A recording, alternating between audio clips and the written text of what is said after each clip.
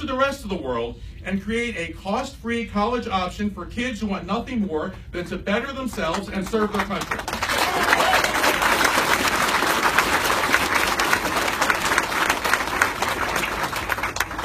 Who here likes to go to a restaurant where the chef coughs into their taco bowl? Hands? Anyone? It's time to allow a sick person to stay home and get better without fear of losing their job.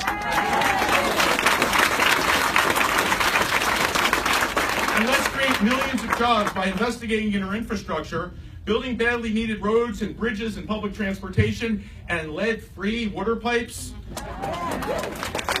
I know that's right, that's one of those out there things that we're still talking about. We should also enact trade policies that open markets but don't cost American jobs to countries that pay their workers slave wages. And let us acknowledge, once and for all, that health care is a human right.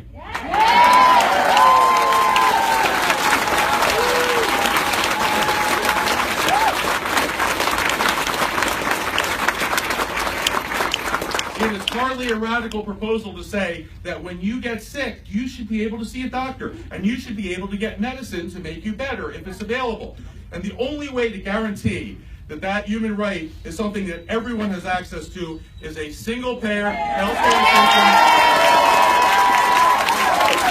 that can never be taken away from you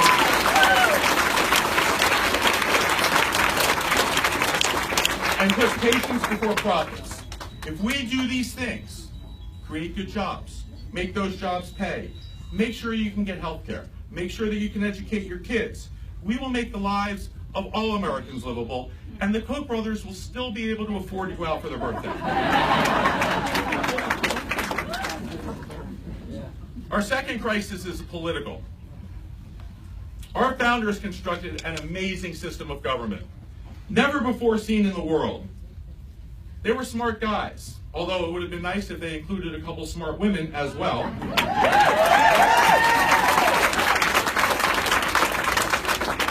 But in recent years, increasingly aggressive gerrymandering, as was discussed previously, has made most of our elections non-competitive.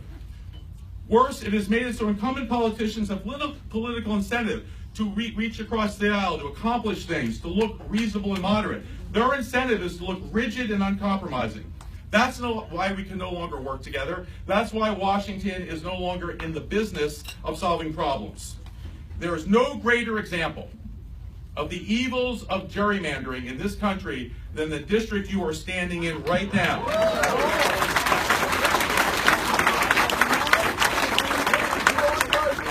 This district was drawn to ensure that your votes would never matter. When they drew this district to protect a Republican incumbent, they stole from you. But they didn't steal your TV or your stereo. They stole something far more precious. They stole your democracy, they stole your voice, they stole your vote, and it's time to get it back.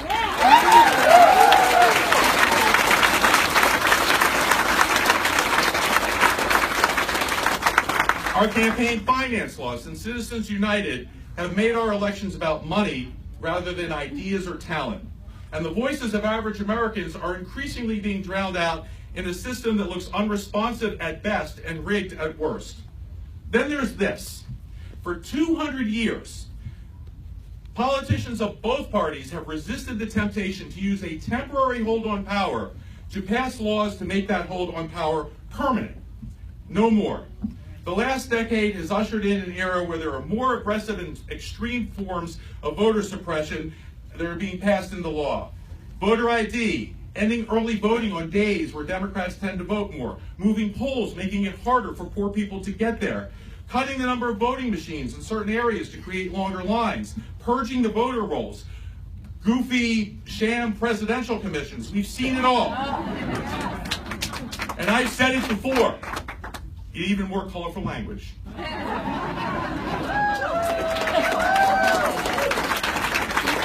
But I would say again to my Republican friends, if you have to stop people from voting to win elections, your ideas are bad.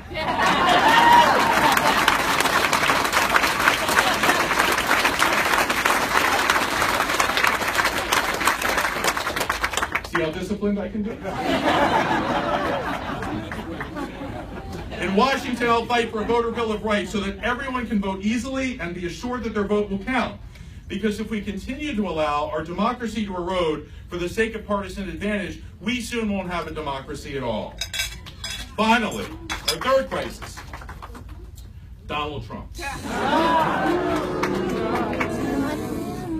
They're not booing, they're saying Donald, Donald. Oh yeah. Let me be clear. I did not vote for Mitt Romney or John McCain. I didn't like their policies, and I did not like the direction they wanted to take the country. But they were both honorable men, and they would have both served respectably as President of the United States. But Donald Trump is different. He's unlike anything we've seen before in modern American history. And I think it's important to spell out exactly what we're facing, because sugarcoating this and pretending it doesn't exist is not going to help us solve this problem. He's aggressively hostile to the environment. He is yet to find a poison that he doesn't want to pour into our streams and into our air. Right-wing ideology has replaced science as a basis for policy. He is hell-bent on taking away life-saving health insurance from tens of millions of Americans, intent on destroying public education, demolishing our social safety net, and drastically cutting funding for medical research. He wants to cut and eliminate Meals on Wheels, the arts, funding for the Holocaust Museum. He has pretty much destroyed our European alliances and has appointed a group of people to high office whose only qualification seems to be their utter lack of qualifications and their hostility to the very mission of the agency that they're supposed to have.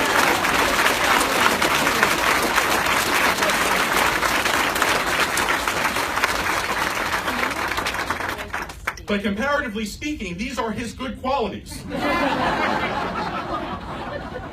Because even before we get to policy, we have to face the fact that in terms of temperament, character, intellect, and psychology, he has proven himself totally unfit to be President of the United States. He's a narcissist, a bully, a braggart, juvenile, and mean. He encourages violence against protesters, the press, and his political opponents. He has debased the office and made us, at the same time, both a laughingstock and a source of profound terror around the world. He attacks and legitimizes any check on his power, including a free press, independent judiciary, the rule of law, and even the concept of truth itself. He tweets obscure and bizarre conspiracy theories. And while leaders of both parties reject outright racists and bigots, Donald Trump hires them to be his top advisors. And whereas our previous president respected strong women, Donald Trump mocks them, grabs them, and makes policies affecting women without any women in the room.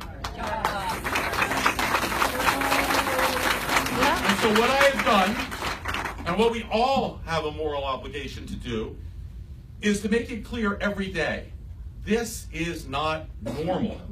The biggest danger we face is the normalization of this administration. Because if we become numb to what he does and who he is, we will lose our sense of outrage. And we will slowly stop resisting, and we will just accept his creeping authoritarianism. There is no law of God or nature that says that we have to be a democracy forever. We have to earn our democracy by fighting for it whenever it is threatened, and it is threatened now. Now, many people get this, including many brave Republicans who have risked a great deal to say that the emperor has no clothes. Sadly, however, almost none of these brave Republicans are in Congress.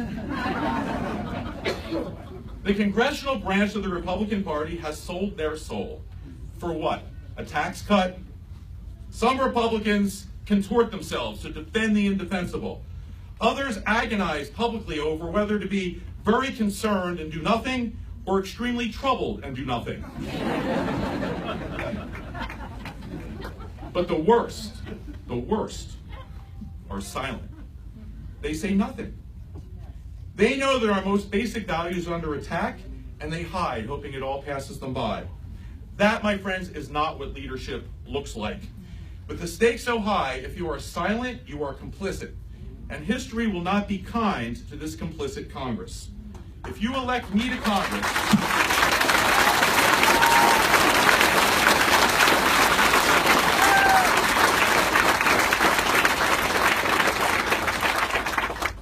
elect me to Congress, I will not be silent. I will not be silent when Donald Trump asks why he can't arrest reporters who write stories that he doesn't like. I will not be silent when Donald Trump tweets without evidence that President Obama was sick for tapping my wires. I will not be silent when President Trump fires the FBI director to stop his investigation into crimes ranging from obstruction of justice to treason.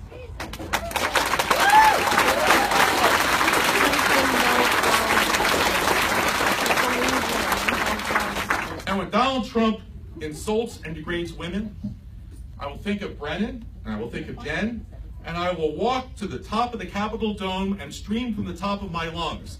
This is not normal. This is not acceptable. This is not America.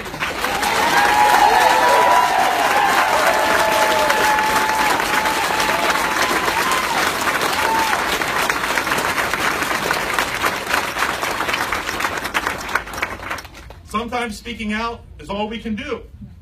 But if you're unwilling to use your platform to even do that, why are you there?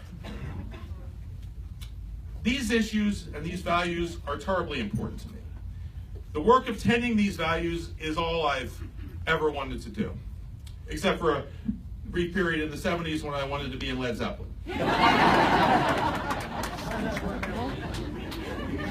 Well, if it wasn't for my utter lack of talent, I think I would have made it. We named our daughter Brennan after my idol William Brennan, the liberal icon of the Supreme Court.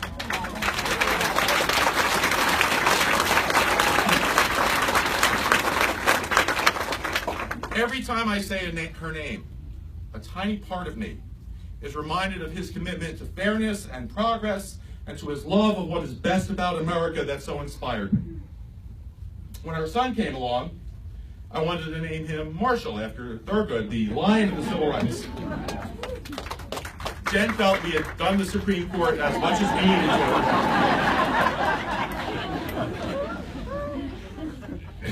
to. She said, people will think we're crazy. I said, if that's your concern, we probably should have a broader conversation.